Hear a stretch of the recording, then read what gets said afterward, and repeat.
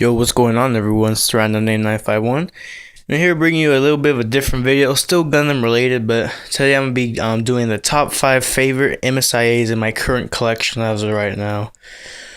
So this doesn't mean it's gonna be top 5 favorite forever. It's bound to change. When I start getting more figures, I'll probably change my top 5, of course. But I just want to do a little video. Haven't really done any of these videos really lately. Just a lot of kind of reviews, I guess you could say. So it's been a little But don't worry, I'm cleaning the Gelgu cannon as we speak. He'll be up for review. I'll probably do a 3-in-1 review. I'll be cleaning the GM custom, and hopefully I can still get this guy apart. I haven't tried it in a while, but I'll be trying that soon, so I get them all clean and ready for review. So without further ado, let's get started with our top 5 favorite in my current collection. So this is in no particular order. This is just top 5. So let's get this started. So I can safely say this is easily one of my top 5 favorites, the Shining Gundam. There's so many variants to Shining Gundam. You got Hyper Mode, Battle Scarred, Japanese, Gold variant, Silver variant. I mean, the end goes on forever. So Shining Gundam, why is he so cool? He just is. Freaking awesome. One of the few, I guess you could say he's one of the few Gundams that could reach a Super Saiyan 4 or whatever, He's crazy, Gundams aren't really supposed to be strong. I mean, when I remember G Gundam, looking back at it as a series, it reminded me of Dragon Ball Z, where, the Gundams are power up with powers and fight. More of a fighting, melee, kind of DBZ Gundam than it was like a war and politics and a fighting for freedom, or kind of like what I see 0079 as like the Axis versus the Allies, D-Day, kind of Nazi Germany versus America Gundam. It's kind of weird. Or Japan versus America during World War II, stuff like that. So, Shining Gundam, just a really cool Gundam. I think he's one of the coolest Gundams in G Gundam. I mean, he just did so much work. Burning Gundam came a little after, but I felt like Burning Gundam wasn't as cool as Shining Gundam was. I mean, he was the first one to fight against the Devil Gundam, and he did some pretty good work. He almost killed it, but I kind of forgot what actually happened. I think, there were some DG cells left, and it was able to, regenerate or something. Or, yeah, was it? Yeah. Something along the lines of that. And, Shining Gundam was just really cool. Every time I go into its hyper mode, its little shoulders will pop up. These gold trim shoulders would get power in, and you would see the boosters, the gold boost, everything would start glowing gold. When it was in regular hyper mode, when it went in true hyper mode, it became all gold. But that's a different story. But it looks so cool, and it's just, I don't know, when I think of Gundam, I kind of think of Shining Gundam, or at least for G Gundam. First thing I think of, Shining Gundam all day. Probably G Gundam was the reason I started collecting again, and Shining Gundam was one of the earliest ones I got, and I'm very happy to have the gold variant. Gold variant it seems like a very tough figure to find for Shining Gundam. I mean, I see so many silver variants, I can't count with one finger how many silver variant gold Shining Gundams I've seen, and only so little gold variants, let alone being 100% complete gold variant. So it's just a really tough figure to find 100% complete, and it's just an awesome figure. It just is, I can't say much more about it other than it's great. It's an awesome figure. You get the little awesome core lander that goes in the back, and it just looks so cool. He kind of has this samurai ninja look, I guess, because he can hold his 2 little beam sabers within his side, and he'll take them out. So definitely top 5.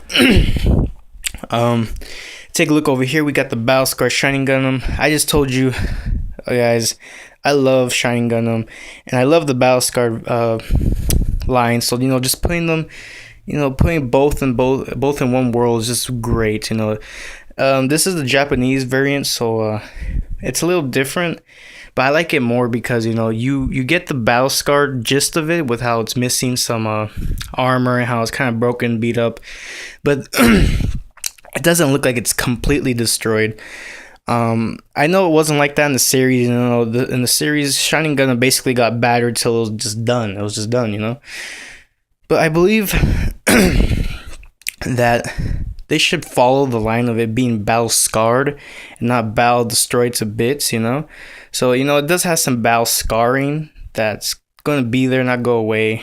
Show that the figure's been through some damage, but it's not battle destroyed. So it keeps the figure looking intact, but it shows that it's been through some battles and it's survived through them.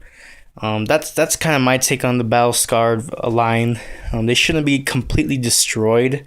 They should be battle scarred and show that they've gone through some serious battles, and most of them they've won, or they should have won all of them and all that. So that's just my little take. One of my top 5s.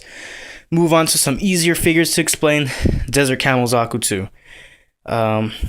Easy because Zakus are just awesome. This Zaku has a great looking color variant to it. I just love the color to it. Got all these different colors that just mix to make that desert camel look. Or you got the brown, this kind of yellow, tan, the mint green. Let's go with the dark green. It just looks like a really awesome figure.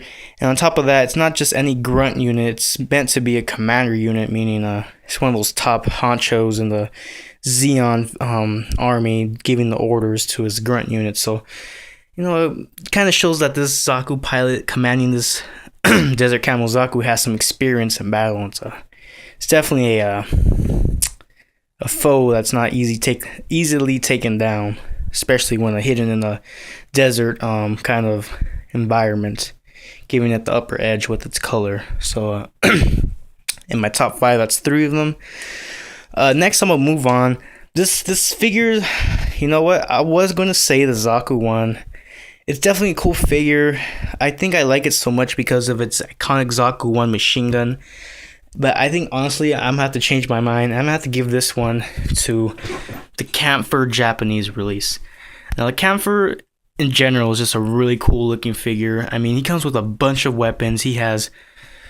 Sorry for my camera not focusing. He comes with so many weapons. He comes with these 2 like grenades. There's a name for them, but I can't think of them right now. He comes with these 2 grenades. These potato mashers or whatever you want to call them, and that's just part of him. And then he comes with 2 shotguns for close range, which is crazy. And those shotguns do so much work and tear apart like anything in his way. So he's got this one shotgun with the stock, and then in the back of him he's got like a little small sawn-off shotgun, I guess. And to top it off, if he wants to do some long range, kind of destroying them in one shot battle against some GMs, he has some bazookas that are on top right here. And I mean, this guy's just an arsenal of weapons in one mobile suit. It's crazy.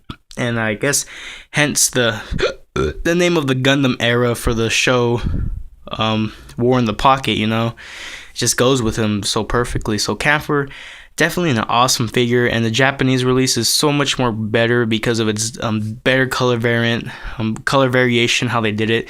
They did with the nice dark royal blue, and then you got this black complementing the gray. I mean, it's just a really nice looking figure.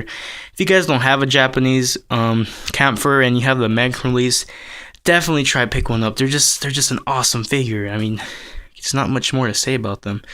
So let's finish this top 5 up. So I kind of did like a reinspection, and I gotta say the next one in my top 5 definitely stands out a little bit more than others, and that has to be the GM ground type. GM ground type, I kind of said in the beginning, he was kind of vanilla because of its color. But in the end, he's just a really cool figure. I love the GM for the GM submachine gun. They just look really cool. They look great as army builders. And the GM ground type comes with a lot of goodies. You got Type 61 tank, which looks cool with next to it. Got a beam rifle, submachine gun. You even got this huge rocket launcher for it. And it comes with so much. And it just looks great, in my opinion. I would have said the GM Sniper, but the GM Sniper really isn't that kind of warrior that goes out and fights on the front lines. You know, GM Ground type is the one going on the front lines, taking on the Zaku's, while the GM Sniper's in the back, kind of picking them off. And then if he needs to get down and dirty, you know, he has his beam saber, his GM submachine gun, all that good stuff. But I think the GM Ground type is definitely a worthy top 5 favorite, and for me, he is. So yeah, definitely. So far, that's my top 5 for my current collection. It's gonna change eventually. You know, there's gonna be more figures that I'm gonna add. I'm gonna see the difference. But I hope you guys liked the video. I'll be doing some reviews soon, so please stay tuned to my channel to check out more of my videos. And thanks for watching, guys. See you later.